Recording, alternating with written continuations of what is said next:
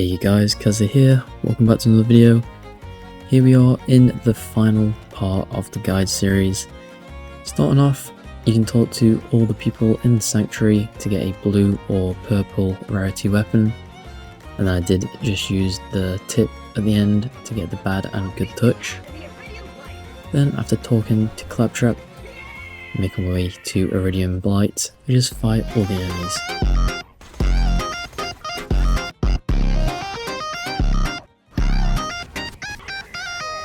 Then, once you finish the fight and are in Hero's Pass, you're going to see this electric gate with a chest behind it.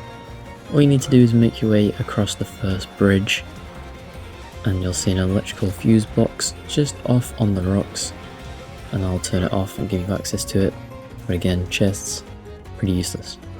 Then you might notice this thing off to the left during the story, just make your way up it, throw a grenade and jump on the Hyperion barge, and then run into the black area until you teleport upwards.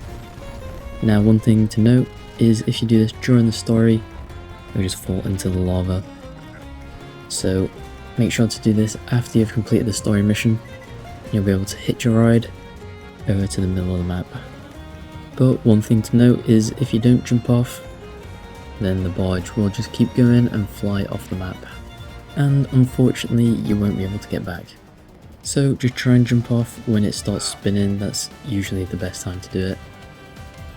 You might land on the roof, but you can just make your way around. Another cool thing is these two bridges. If you're not running or haven't run the community patch at all, then you'll be able to see this E to pry button. This is left from a mission that was taken out of the game.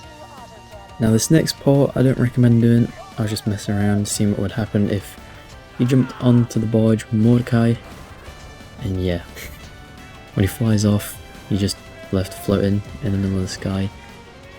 Kinda weird, but as soon as you move you do fall off and just go straight to the lava. Cool animation by Brick there, locking the loader off. But basically, during this fight, you'll see the massive barrier. If you jump onto the crate, do a grenade jump onto this platform, you can actually jump around the wall, so that way you don't have to waste your time. But once past the barrier, you'll see a large lava pit, and basically you can do a grenade jump over it, so just line yourself up here. Nice. Well, I deserve this. Well, what you're actually meant to do is throw a normal grenade, and do a grenade jump over, and that'll save you a bunch of time. But there is actually one thing to show you a little bit behind, so just running back, if you jump down next to the building, you'll find a hidden vault symbol on the kind of support structure. And then just grenade jumping towards the badass constructor, it's not going to be too much of an issue. The Lady Fist just demolishes stuff like this. But at the end, you'll see this red chest and the kind of warp gate for the next area. This is going to be one of the best red chest farms in the game. All you need to do is go through and come back into Hero's Pass. Now I did give this a go at farming it. The odds of getting a legendary from a chest are 1 in 10,000, but from red chests it can't be white, and also multiple weapons can appear at once. So after just giving it a few farms, I did end up with this. Yep, I got a Scurry Lyuda, a shock. This is on my OP10 character, and I actually needed this gun, so it turned out pretty well.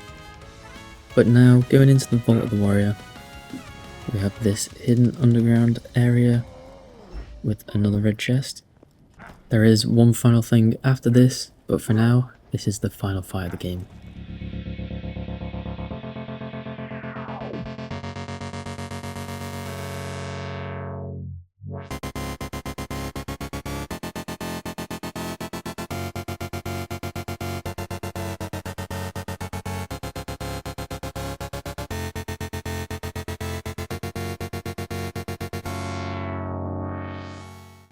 So hopefully you enjoyed that montage.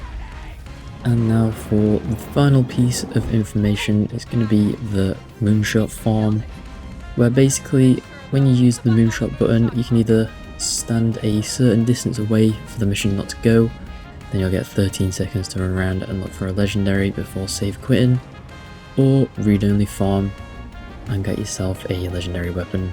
Now it is normally going to be a 75% chance to get a legendary on the story kill, and you can see I did actually get that when I stopped staring into the lava. You can see when I turn to my right I do get a flacker, but that's going to be it for my guide videos. I hope everyone enjoyed them. Final one is when you kill Jack and complete the playthrough, you are going to get the mask 100% of the time. But that's going to be it. Thanks for watching. See ya.